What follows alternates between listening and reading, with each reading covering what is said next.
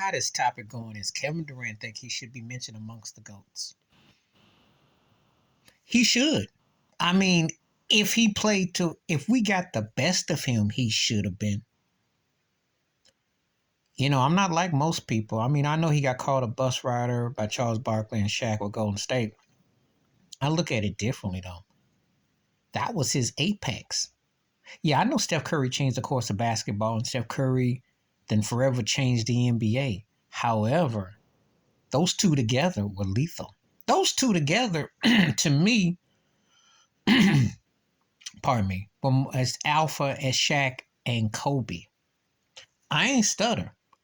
You know how I know?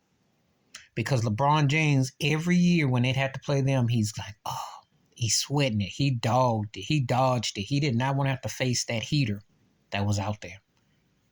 And those guys together, all due respect to Klay Thompson because he's the splash brother, but Durant and Curry, you did not want that.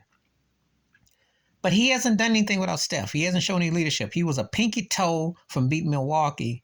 And you know what happened with Kyrie and James Harden in Brooklyn and Steve Nash? Giannis bammed on him, went to the finals, won. He missed a lot of games. He's missed a lot of time. He's gone out to Phoenix. He's had a lot of ailments, and he's always been a guy. He scored 40-something points last night. He's always been a guy that we never had him go crazy. Imagine if he had Jordan and Kobe's I'm going to score and be ruthless. Or if he was, think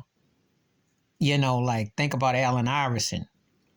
Think about guys who go crazy when they score. They just go on that mindset. What if he had been one of those guys? We never got him because he was like poetic where he scored. One of the greatest offensive forces ever. I'm a firm believer if he stays with Golden State, him and Curry could make a strong case at being the top 10 ever. I do, because the rings were coming. You got to remember, if he don't get hurt in that series against Toronto, they probably beat Kawhi. Because he did go 6, and he looked scary in that game 5, if you remember. He looked scary. And they had no answers for him. I know people are going to mention about him playing with Harden and Westbrook. He only got to one finals at OKC. He did get the MVP in 2014. And he's got a lot of detractors. And in some cases, you know what? He's kind of like the Kanye West of NBA players because he'll say something off the wall, head scratching, and, he'll downplay you and be hating. But yet, because of his track record, you always want to kind of give him the benefit of the doubt. Durant is one of those guys that will leave you puzzled because he's one of the most puzzling figures. I can't tell you if he's better than Dirk Nowitzki at this stage. I know he's somewhere in the 11 to 18 greatest players ever in my personal ranking. However, Giannis and Jokic are coming. Let them win a ring or two more, then where does he fall? Let Joel Embiid win a couple rings. What happens to Durant's legacy? Lucky for him, Kawhi Leonard, I don't know what's going on with the Clippers, but just saying, it should have been.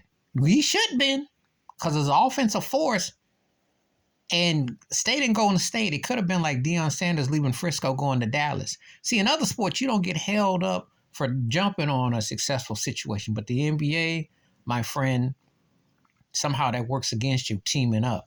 Why it really shouldn't, because it happens in baseball a lot.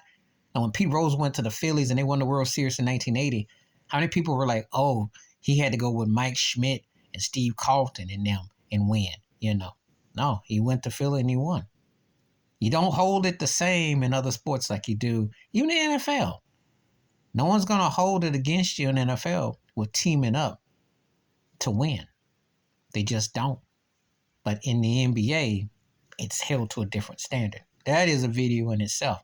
However, I think, in all honesty, had he kept his behind in Golden State and played with Steph, we'd be deciding where they both rank in the top 10 ever.